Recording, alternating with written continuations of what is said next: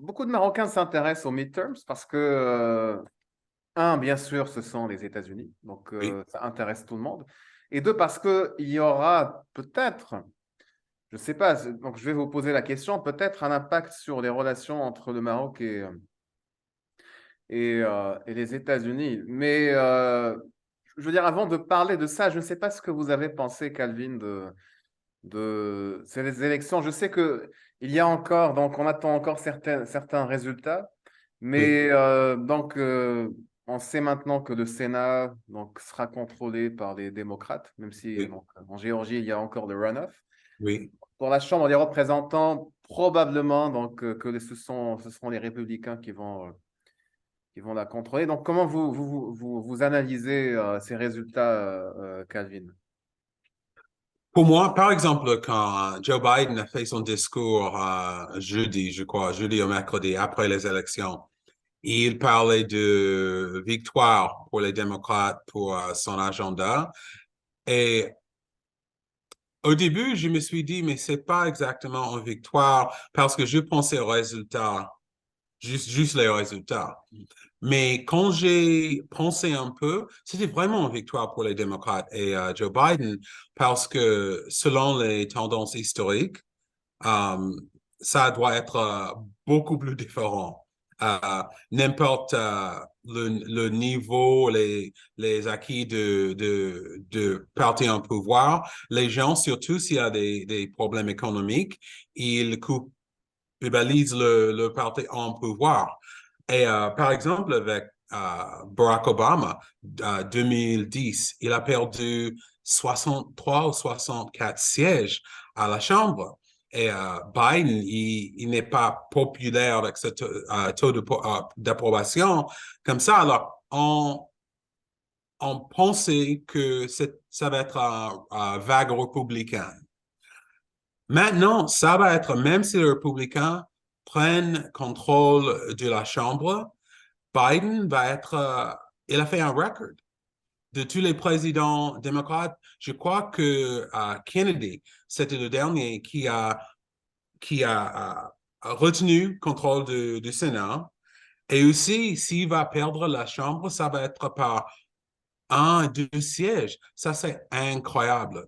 Et je crois que, par exemple, maintenant, il y a deux semaines, quand je parlais avec les médias, mes collègues, si j'avais dit que les démocrates vont gagner avec le Sénat et peut-être avoir un siège de plus avec le deuxième tour en Géorgie et que un, deux, trois, quatre, six, quatre, 5 jours après l'élection, on va pas savoir si les républicains ont gagné la Chambre. Les gens, ils disaient, Calvin, t'es fou. Parce que c'est pas, ça ne reflète pas ce que les électeurs pensent maintenant, ni les tendances historiques. Mais pour ça, c'est pourquoi c'est vraiment une victoire.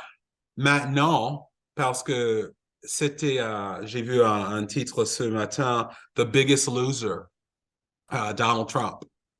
Il était un facteur parce que vraiment, c'était un test pour Donald Trump parce qu'il a personnellement choisi plusieurs candidats contre le conseil des autres leaders républicains et ils ont perdu, perdu, perdu.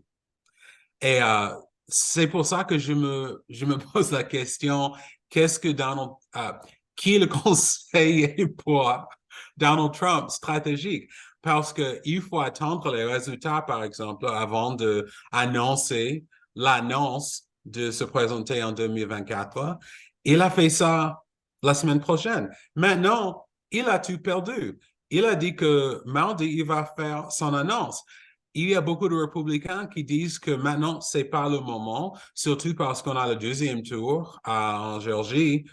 Mais s'il dit qu'il va pas faire l'annonce, ça va être un signe de faiblesse. Alors, je crois qu'il va continuer à faire. Mais ça, c'est une autre partie des élections très intéressante pour moi.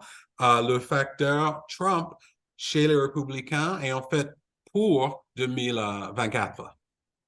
D'accord. Donc, en fait, d'après ce que je comprends, Calvin, Parce que je veux juste être sûr d'avoir bien compris.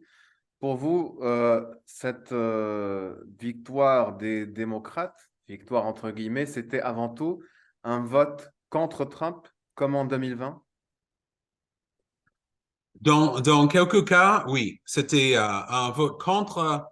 Il y a beaucoup de soutien à sa base républicaine. Ça reste toujours. Mais pour lui, Donald Trump n'avait pas un message de ce que je vais faire pour l'avenir. Il parlait de l'élection de 2020, OK? Et pour gagner son soutien, ses candidats, il devait parler de les élections de fraude.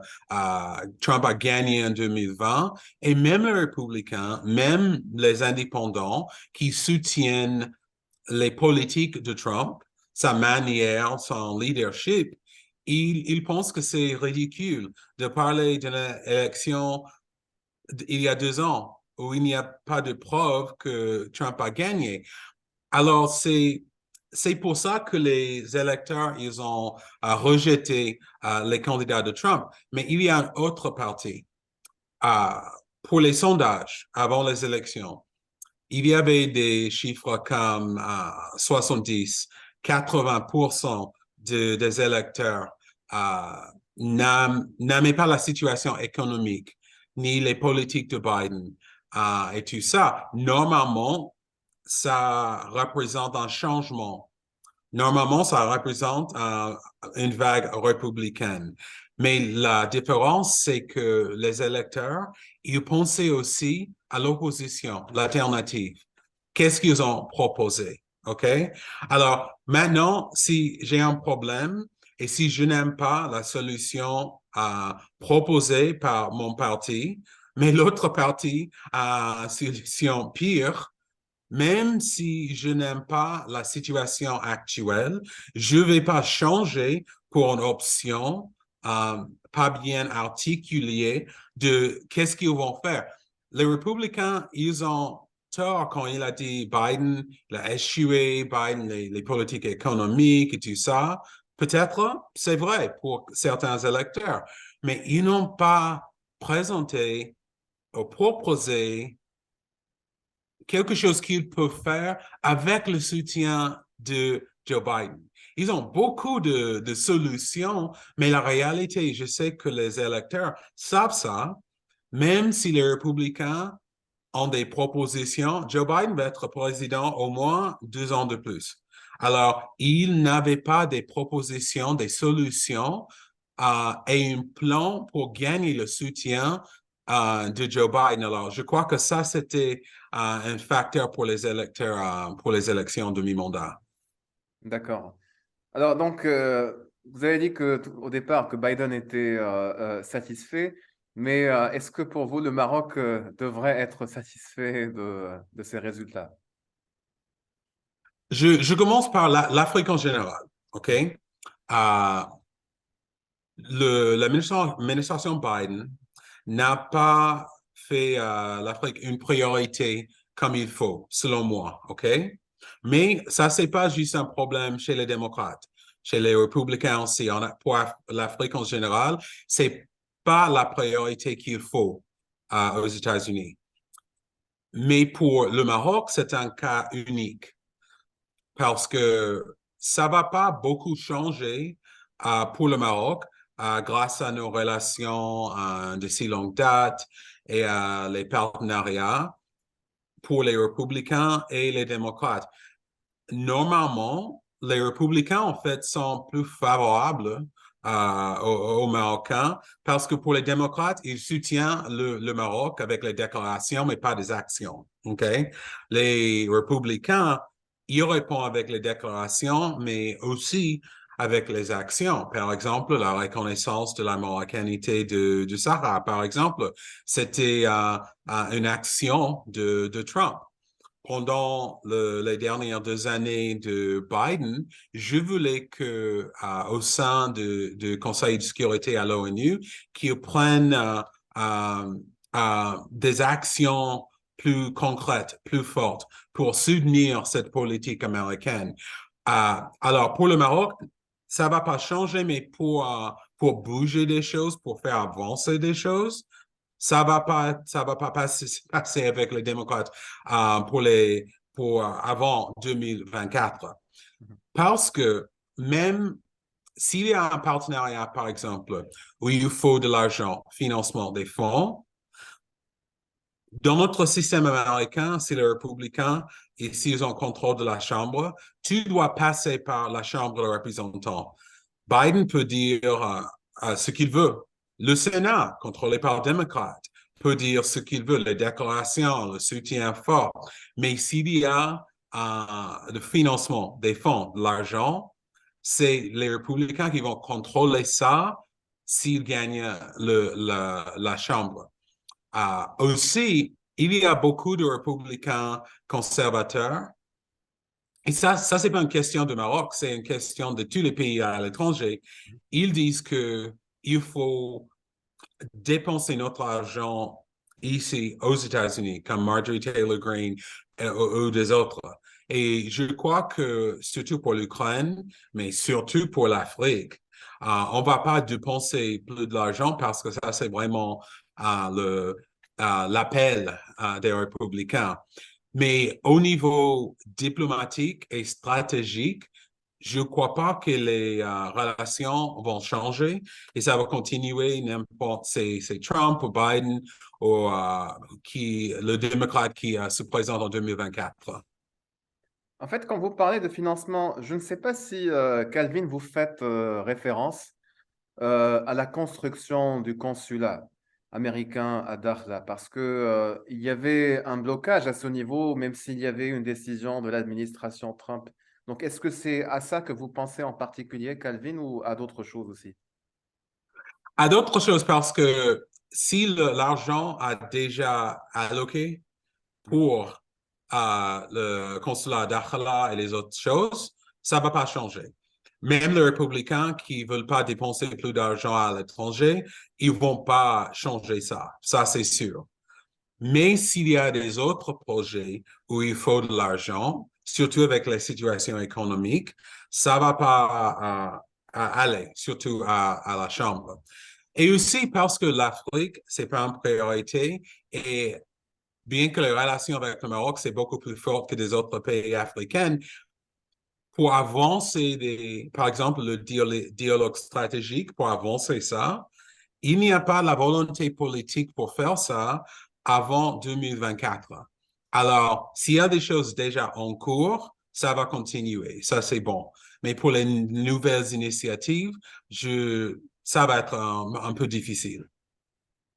D'accord. Et pour la tendance générale au sein de tout le Congrès, pas seulement la Chambre des représentants ou le Sénat, est-ce que vous diriez qu'elle est plutôt pour ou contre le Maroc? Parce que, par exemple, cette année ou pendant les 2 dernières années, on avait vu, par exemple, une lettre, notamment de Jiminov, pour appeler l'administration Biden à revenir sur sa décision. Mais de l'autre côté, il y a eu, par exemple, récemment des initiatives qui condamnaient les achats algérien d'armement russe, aussi bien de la part de Marco Rubio que par exemple de la Chambre des représentants. Et vous savez toujours que quand il s'agit de l'Algérie et du Maroc, c'est toujours manichéen. Soit on est pour l'un, soit pour d'autres. Donc, comment vous voyez la tendance générale au Congrès américain et en particulier avec ces élections? Oui, c'est bon pour les Marocains que Jim Emhoff, ils sont là. Et ça, c'est bon. Je dirais, parce que quand je parle avec les membres du Congrès, leur staff, leurs équipes, je dirais pour 90% du Congrès, en général, si tu poses la question, qu'est-ce que vous pensez du Maroc, les relations maroco-américaines, ça, c'est très positif. Parce qu'il y a même des membres du Congrès qui disent, ah oui, le Maroc, c'était le Treaty of Friendship de si longue date et de reconnaissance de l'indépendance. Ça, c'est bien fondé, ça ne va pas changer. Mais quand tu poses la question sur les politiques individuelles, sur le Sahara, par exemple, il y a une forte minorité chez les démocrates pour la plupart qui ne soutient pas le Maroc pour le Sahara parce que je suis à Washington pendant 20 ans. Pour les premières 2 années de mon séjour ici à Washington, le Polisario, ils ont fait un très bon travail de communiquer leur message aux congressistes. Même si c'était un message de la guerre froide, il y avait une histoire fausse, mais c'était bien communiqué, OK? C'est pas le cas maintenant, mais il y a des membres du Congrès qui ont cette idée, qui pensent que, oh oui, le conflit au Sahara, ça, ils ont le côté du Polisario, l'Algérie. Alors, si, par exemple, au même congressman, si tu poses la question sur l'économie, l'accord de libre-échange, il pense très bien de Maroc. Ah oui, oui, il y a des partenariats. Le Maroc, c'est un leader dans la région. Alors, en général, c'est bien, mais il dépend de la question. Quand il s'agit de l'Algérie, je peux dire, ils n'ont pas des amis au Congrès. Ils ont des amis dans les compagnies de gaz, de pétrole.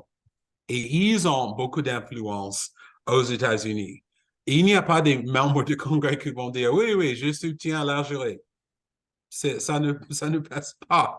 Mais il y a des lobbyistes pour l'industrie de l'énergie qui ont un peu de soutien pour l'Algérie pour ça. Mais je crois que, comme la lettre contre l'Algérie et leur coopération avec la Russie, ça va aider le Maroc. Parce que même pour les membres du Congrès, surtout les nouveaux, qui ne connaissent pas ces messages du Polisario de l'Algérie d'il y a 20, 10 ans, ils vont se rendre compte que le Maroc, c'est vraiment un leader, un allié de longue date pour les États-Unis dans la région. D'accord. Alors, en fait, la question, c'est parce que vous avez parlé surtout des démocrates. Est-ce que, pour les démocrates, est-ce que ce n'était pas finalement une mauvaise chose pour le Maroc que ce soit Trump qui reconnaisse la marocanité du Sahara, dans la mesure où, parce que c'est Trump qui a pris la décision, on va considérer que c'est une mauvaise chose sans aller dans le fond de la question. Est-ce que finalement, ce n'était pas une mauvaise chose pour le Maroc que ce soit Trump qui ait pris la décision? Je ne sais pas si Calvin, j'ai clairement exprimé ma question. Oui, oui. Je crois que dans les mois juste après la décision, il y avait des démocrates qui disaient, oh non, non, non, ça c'était une erreur, il faut changer ça, si Biden gagne, tout ça, oui. Mais après un an, les gens se rendent compte, parce que le leadership de Sa Majesté, il voit qu'il y a du développement, il y a le progrès. Il ne pense pas de ce conflit de la guerre froide, il pense maintenant, qu'est-ce qu'on fait là-bas? Qu'est-ce, si on a deux choses, le Maroc, allié des États-Unis, ou le Polisario et l'Algérie, il n'y a pas de question. Alors maintenant, je crois qu'il y a des démocrates, surtout au sein du département d'État, qui n'aiment pas la décision parce qu'ils voulaient avoir un peu de neutralité euh, pour, avec le Maroc. Ils n'aiment pas la décision parce que c'était une décision de Trump, mais grâce aux relations si fortes avec les États-Unis, les démocrates, Inhofe, c'était le seul sénateur qui a dit il faut changer ça. OK? Les démocrates, même à la Maison-Blanche, ils ne vont pas faire avancer la politique. C'est ma position qu'il faut avancer la position, mais ils ne vont pas changer cette position parce ils pensent, comme les électeurs dans les élections de mi-mandat, même s'ils ont des problèmes avec le Maroc vis-à-vis le Sahara, ils pensent à l'alternative, l'opposition. Qu'est-ce que ça va... Songez que les Américains vont soutenir l'Algérie, le Polisario. Alors, ça va pas changer. Il y a des démocrates qui pensent que, oh, je n'aime pas cette décision parce que c'était de Trump, mais c'est pas un niveau où il y a un mouvement pour changer. Ce que mon conseil pour le Maroc, c'est de convaincre les Américains que la déclaration, c'est le premier pas et voir le progrès qu'on a fait depuis cette décision. Mais pour vraiment concrétiser le progrès, il faut continuer ça au sein du Conseil de sécurité avec nos alliés en Europe. Euh, c'est mon conseil pour le gouvernement du Maroc, mais je sais aussi que maintenant, jusqu'au 2024, je ne sais pas si ça va être une priorité chez les républicains ni les démocrates. Quand vous dites pas priorité, vous parlez du conflit du Sahara en particulier ou tout ce qui est Oui. politique étrangère? Vous Euh, parlez du Sahara? pour les politiques étrangères, sauf l'Ukraine, parce que ça serait vraiment une priorité, mais surtout pour le conflit du Sahara. Parce que une chose, je crois que pour le long terme, c'est bien. Le Sahara, c'est pas une priorité pour les Américains grâce au leadership du Maroc. C'est pas un conflit violent, c'est pas un conflit comme les autres au monde. Alors, ça, c'est ce qu'on dit en anglais un double-edged sword, épée à deux. On dit arme à double tranchant en En français. deux, oui, parce que peut-être s'il y avait des problèmes, ça peut être une priorité pour les Américains, mais je crois que c'est bon qu'il n'y ait pas de problème, qu'il y ait des progrès. Mais il faut que le Maroc pousse cette initiative avec les Marocains, mais je doute que avant 2024, il y a cet espace pour prioriser le conflit dans le Sahara. D'accord. Alors, j'aurais juste une dernière question, Calvin. C'est d'un ordre plutôt général. Parce que, en fait, je me rappelle, Sa Majesté le Roi avait en 2016, il avait fait un discours en Arabie Saoudite. Il avait dit que le Maroc avait un problème parce que avec les pays dans les démocraties comme les États-Unis, c'est Mhm. que les leaders changeaient tout le temps et qu'il fallait à chaque fois leur expliquer que le Maroc, en fait, n'était pas un colonisateur dans son Sahara, que voilà, il y avait une histoire et que, en fait, il a récupéré la région après la colonisation espagnole.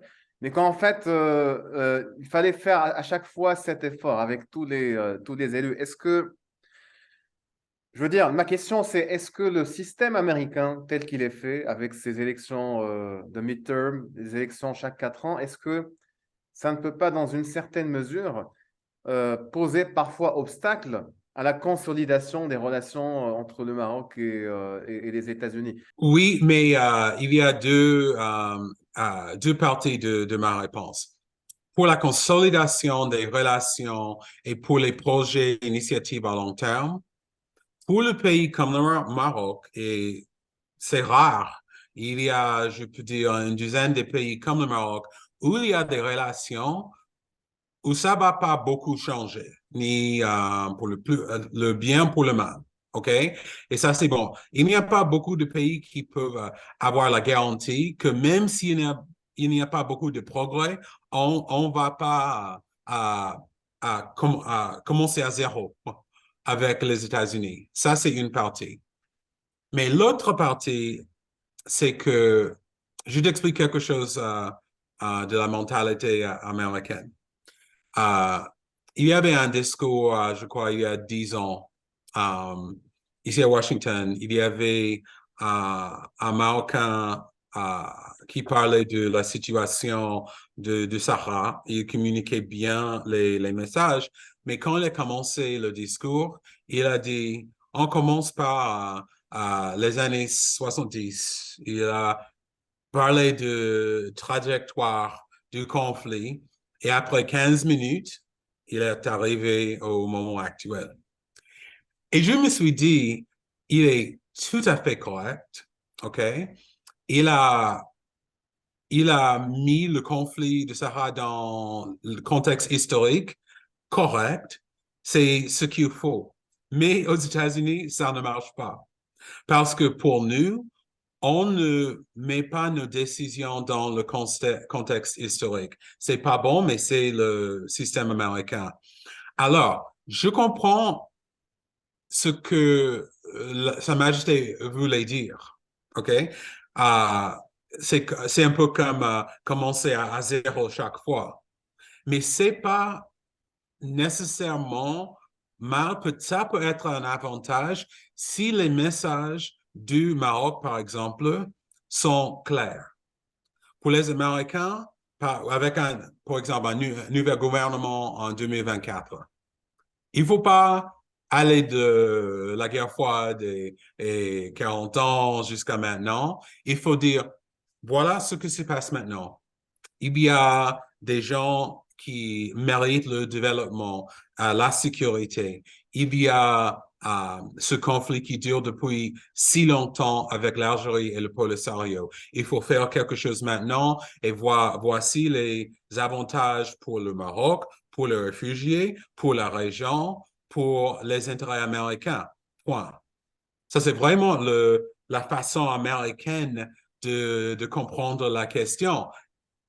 On ne pense pas à la guerre froide ou l'Algérie ou les guerres ou la marche verte. Moi, je connais ça, j'aime bien l'histoire, mais je sais que pour les Américains, pour prendre la décision, ils n'ont pas cette perception historique.